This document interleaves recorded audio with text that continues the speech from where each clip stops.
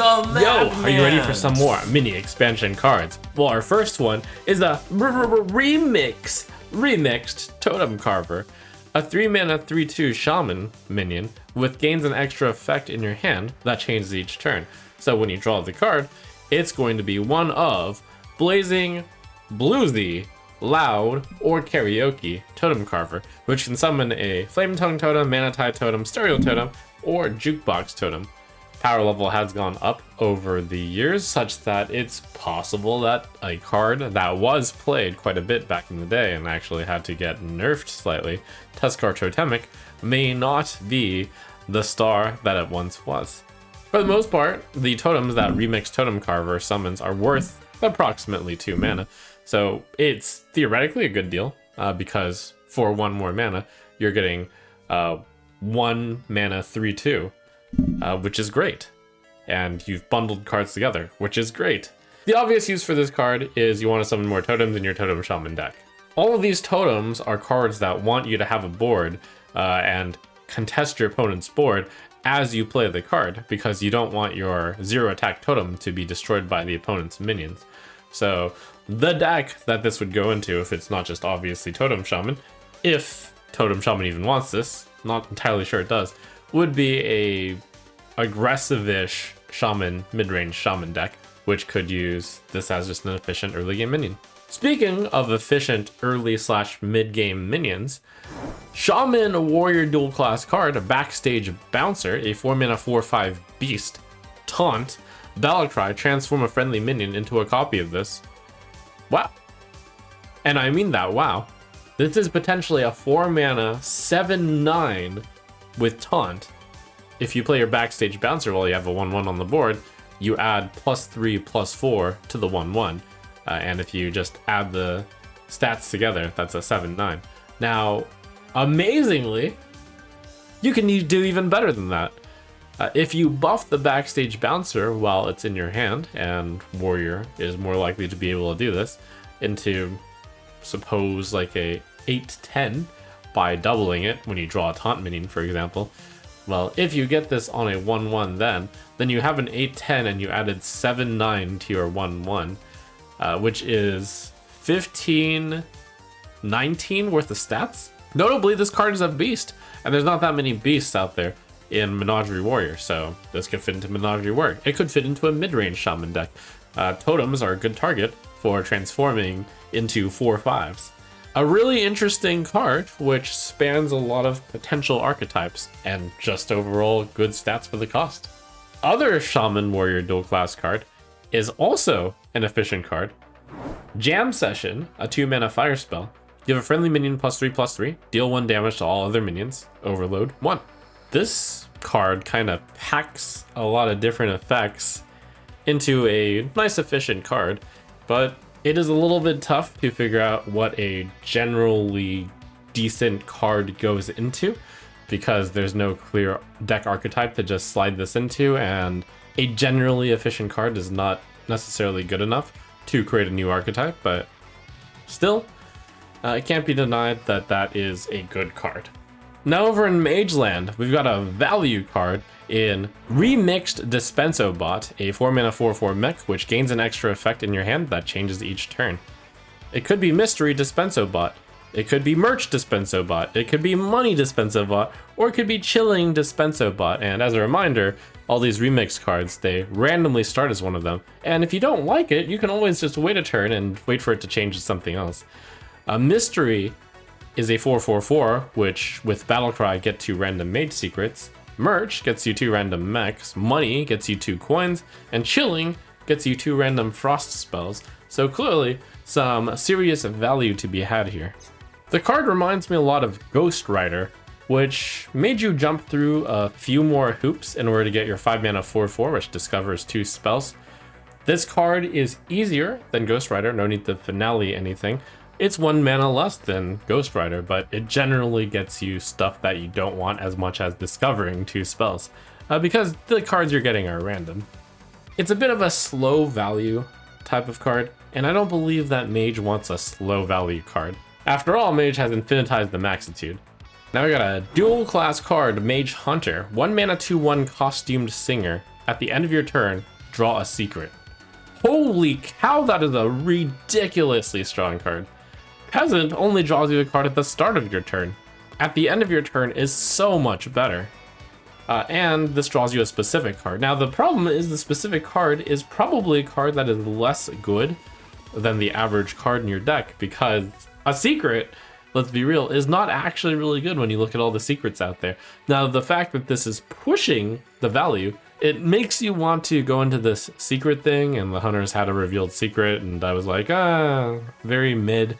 They're gonna need a lot more secret support in order to make that work. And yeah, Mage actually does also have some secret support and some good secrets, but will Costume Singer be the minion that pushes this over? Honestly, could be. It's a pretty strong card. And watch out, because there's bound to be more secret synergy at some point, at which case you really could have a deck there. Another Hunter Mage dual class card is the Star Power for 5 mana, an arcane spell.